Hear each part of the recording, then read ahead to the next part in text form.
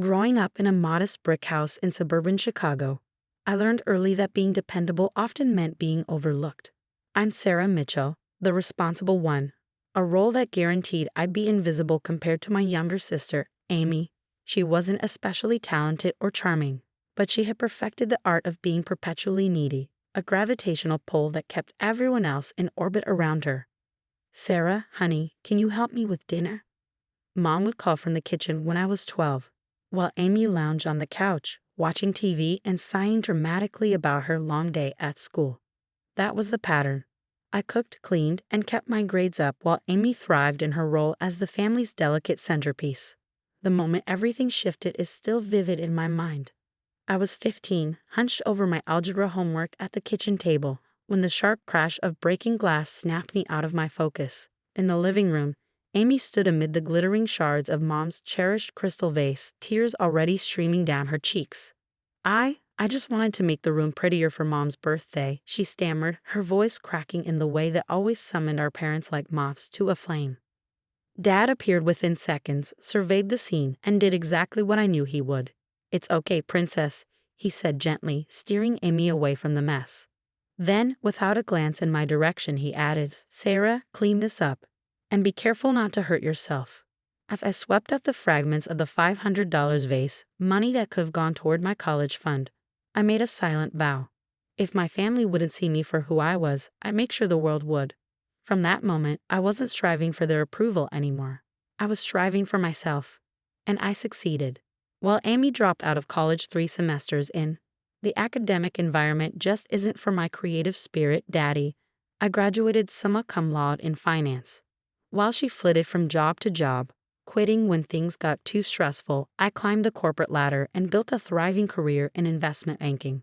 By 30, I owned a beautiful Victorian house in a quiet neighborhood and earned a 6-figure salary. That's when the calls started.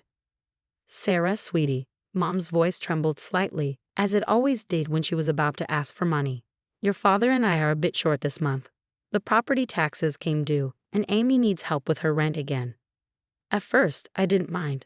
I could afford it, and family helps family, right? But the requests kept coming. 1,000 here, 2,000 there. Every failed business venture of Amy's, the yoga studio that never opened, the cafe that folded in months, the online crystal shop that sold only to relatives, was underwritten by Mom and Dad, who, in turn, leaned on me. Just until things turn around, Dad would promise. But they never did. I told myself it was fine. It wasn't like I couldn't spare the money. But I hadn't realized just how deep the entitlement ran until the day I got a text from Amy. "OMG sis, you'll never believe what happened."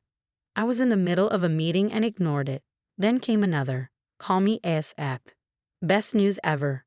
By the time I got home, I had 17 missed calls, 5 from Amy, 7 from Mom, and 5 from Dad.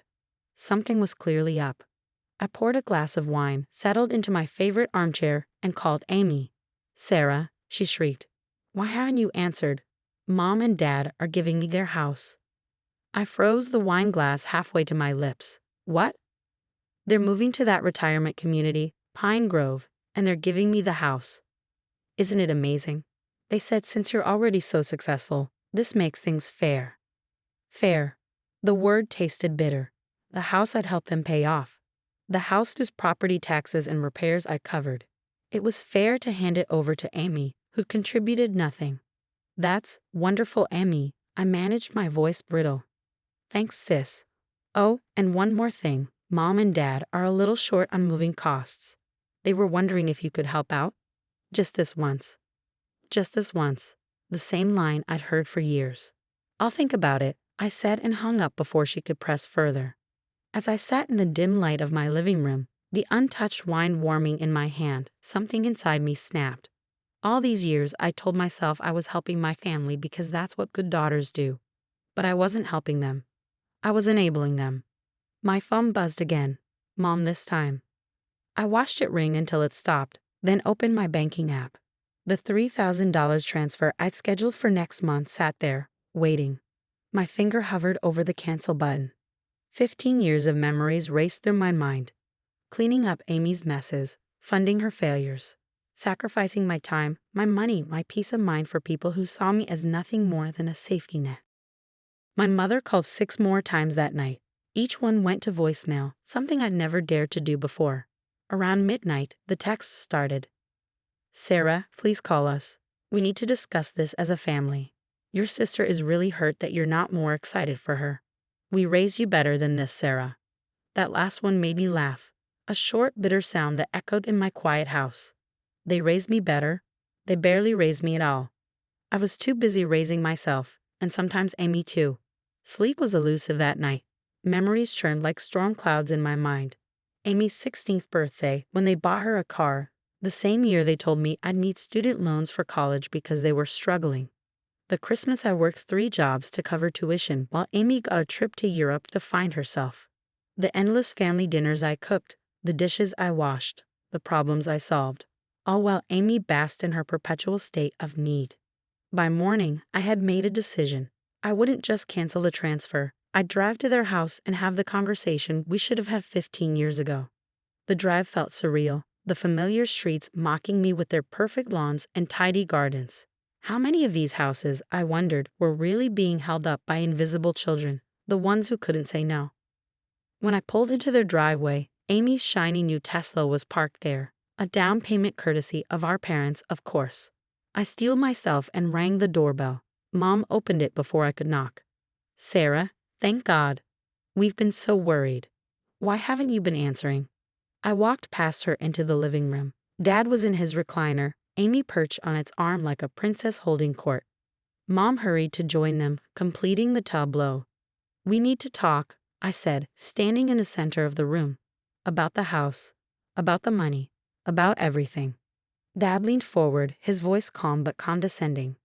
Sarah, I know this might seem sudden, but your mother and I have thought this through. Amy needs. Amy needs. I interrupted. What about what I need?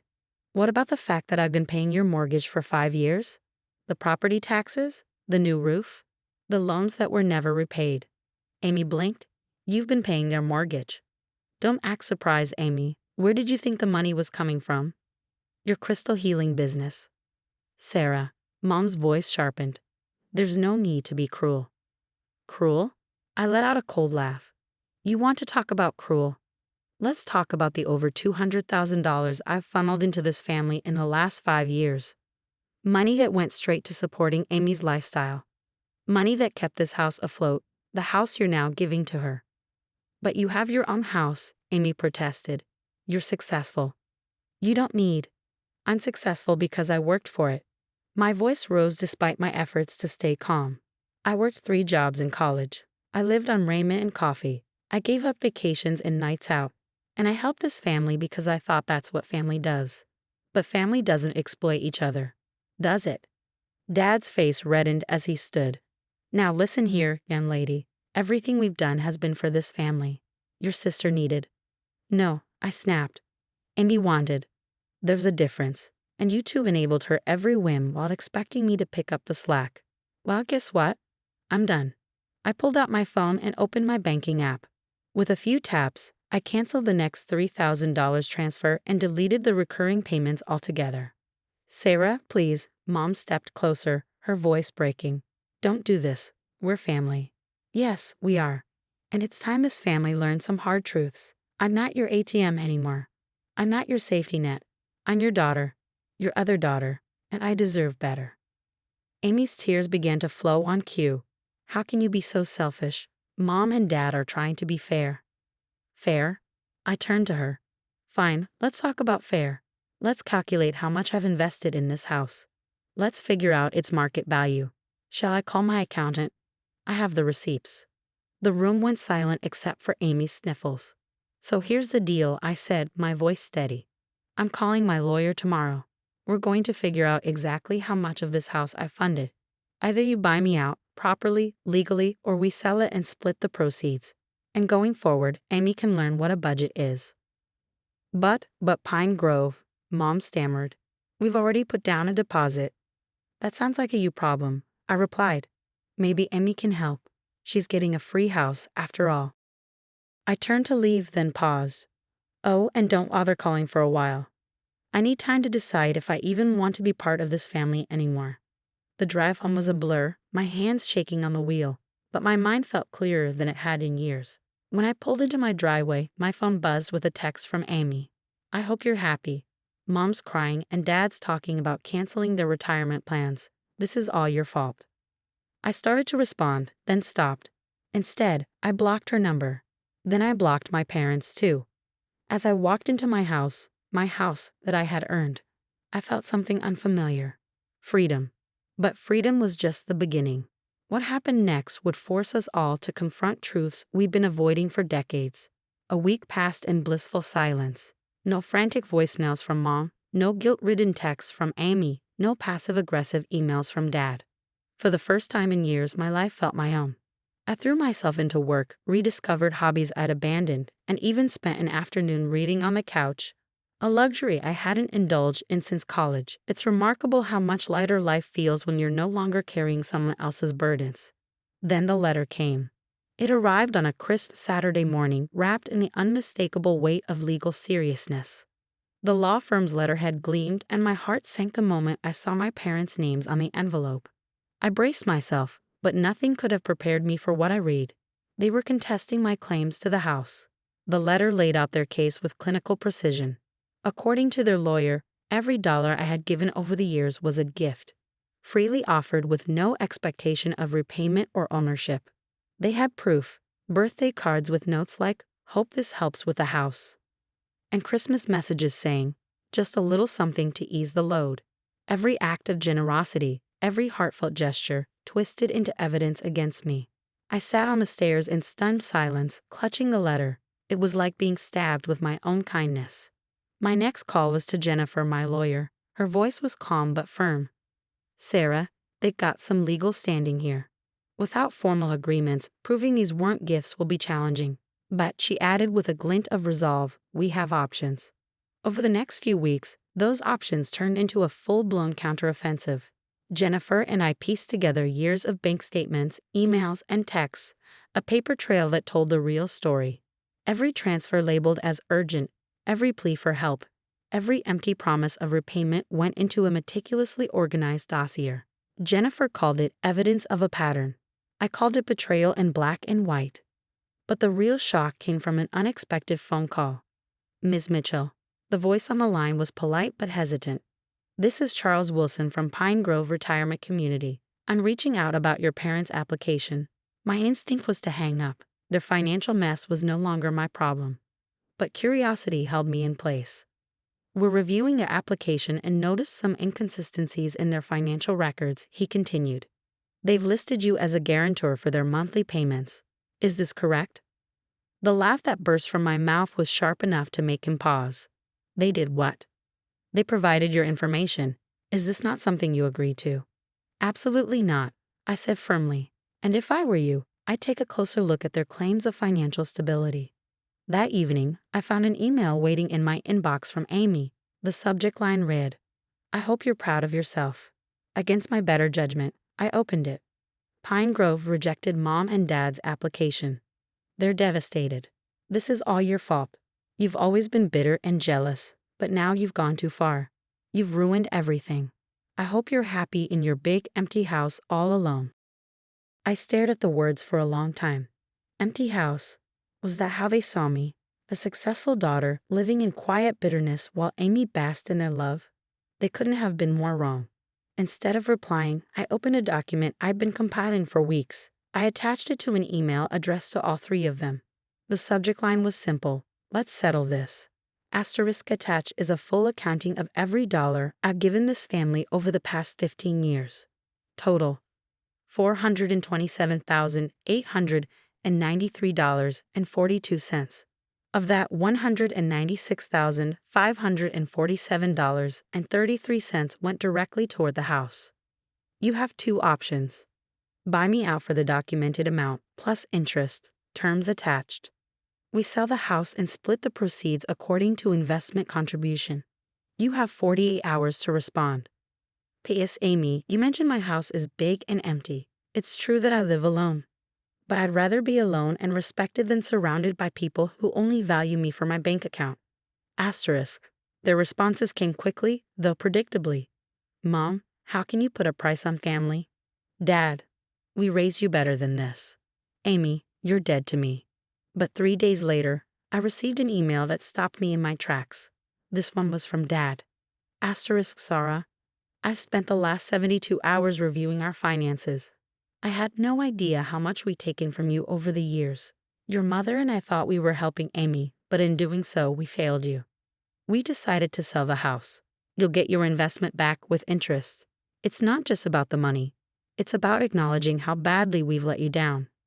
I don't expect your forgiveness, but I hope this can be the first step toward making things right.